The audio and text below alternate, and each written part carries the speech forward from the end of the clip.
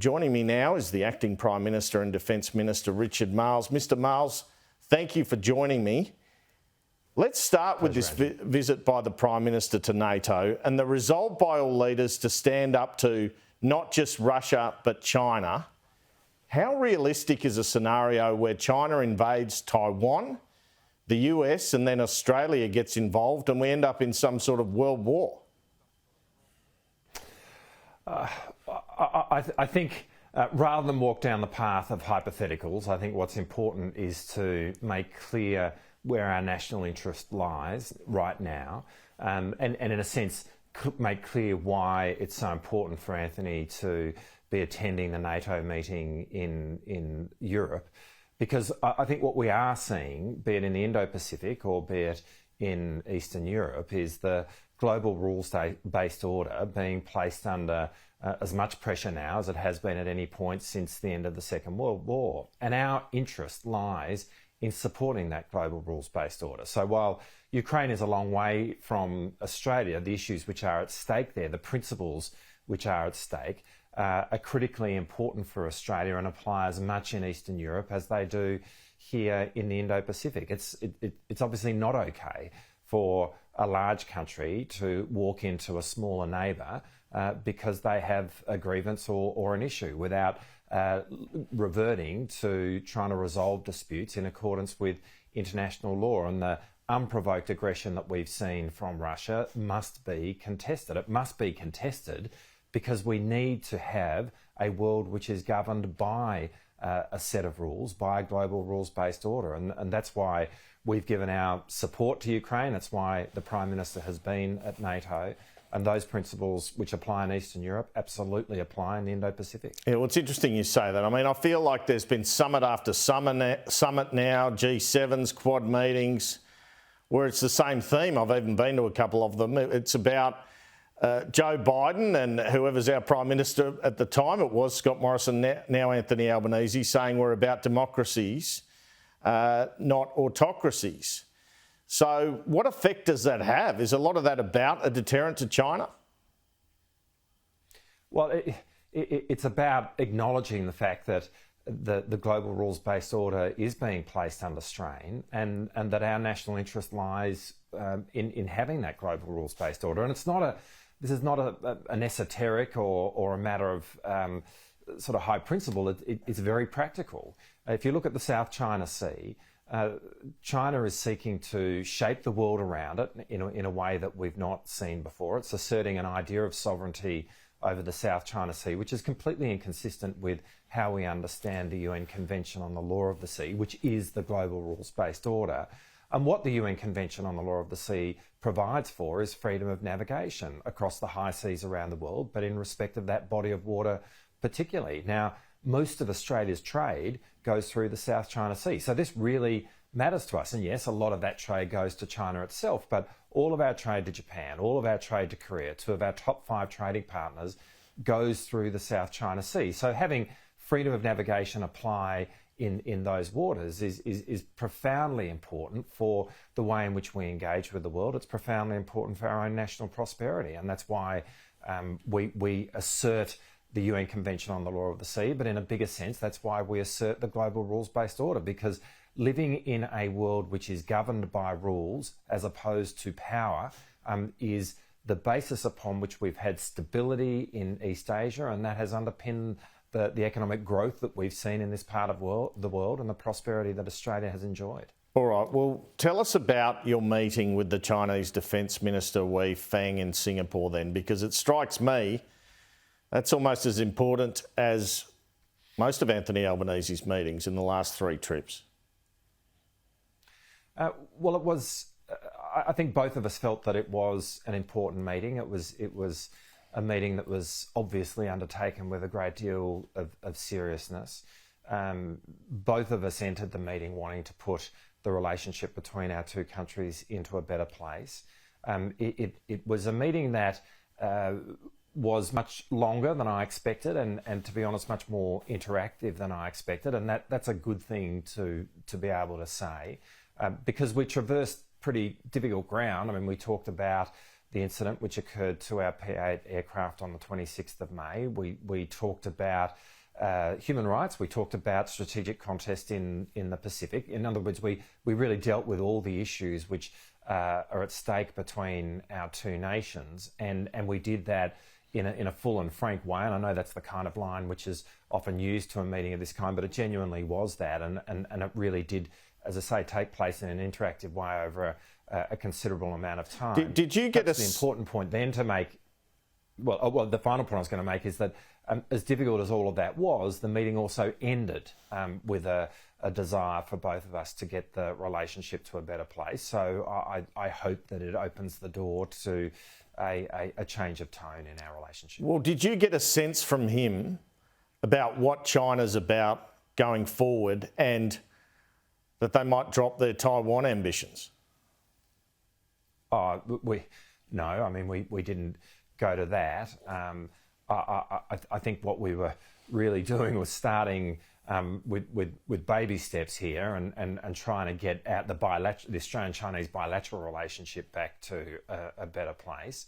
And that was really our focus. I think China is, as I said, seeking to shape the world around it in the way that we've not seen before. And that does present challenges for us. And it's important that we meet those challenges. We can't take any backward steps in relation to this. It's important that in our relationship with China, we have the courage to articulate our national interests when that differs from Chinese action. And we've been doing that and we'll continue to do that. And you've seen the Prime Minister do that. But in saying all of that, I think we can have something of a change of tone. We're not going to be about the chest beating that we saw from our former government.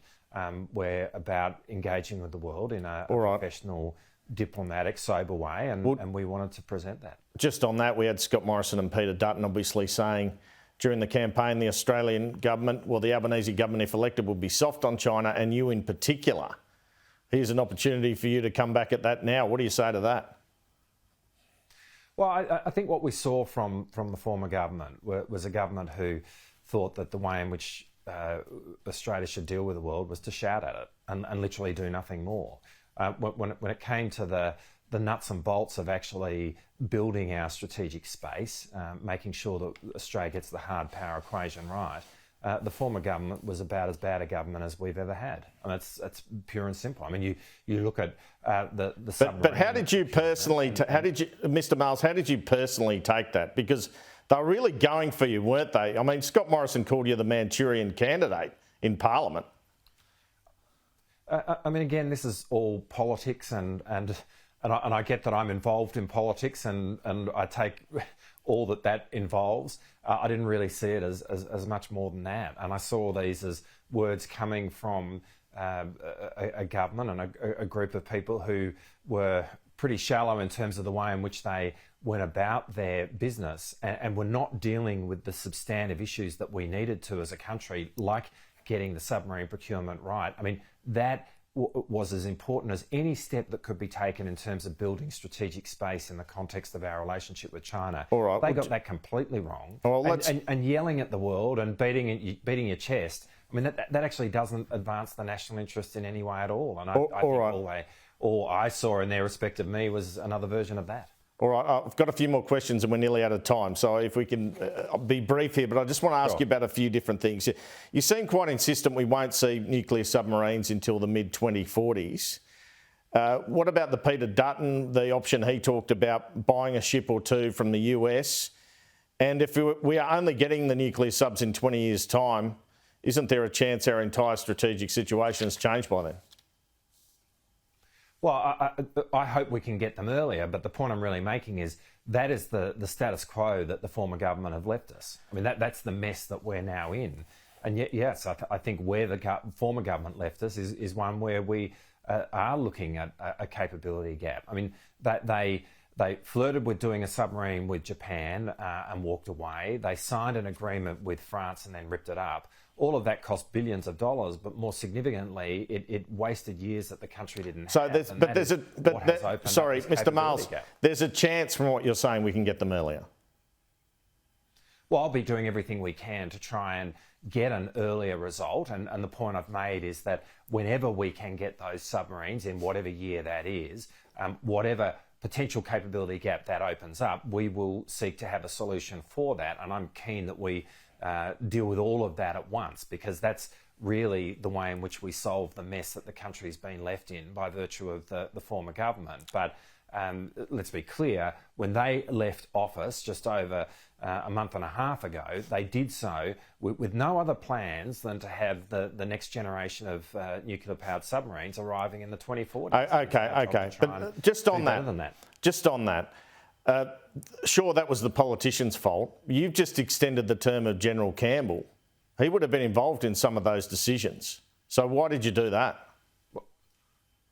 Well, I think it's really important that we have our senior leadership, who are really the finest that the Australian Defence Force have to offer, to support the government, particularly over the next couple of years when we are working through the issues in relation to major procurements, but particularly submarines, as I've described, as we work through the force posture review, which we want to do over a similar time frame, as we deal with what we've described often as the most complex set of strategic circumstances that we've faced since the end of the Second World War. But let me be clear, it wasn't the ADF's fault that the former government started walking down the path of doing an agreement with Japan and then walked back. It wasn't the ADF's fault that the former government entered into an arrangement with France and then ripped it up. I mean, they are the decisions which have given rise to the capability gap.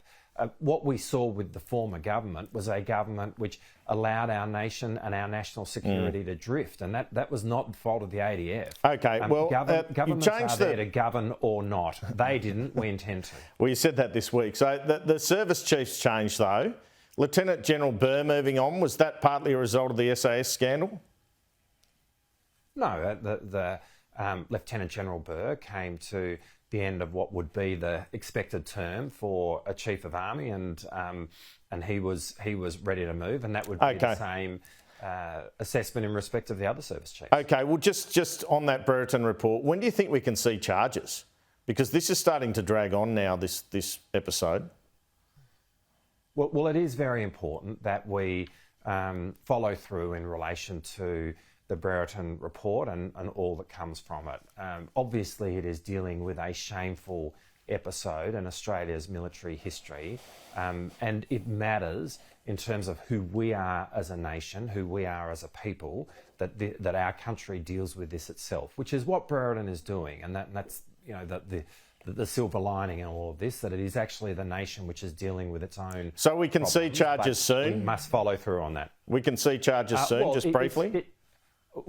What I'd commit to is that we will follow this through to its completion in the timeliness that is being set out, but there is going to be no stepping back in relation to this, because it is a fundamentally important process for who we are as a people. All right. Well, I'll ask you about the floods to finish off in a second, but just firstly, the Guardian-class patrol boats, you suggested we gave some duds to the Pacific, but hasn't this company who made them got a pretty good record? They just got a big contract with the US Coast Guard?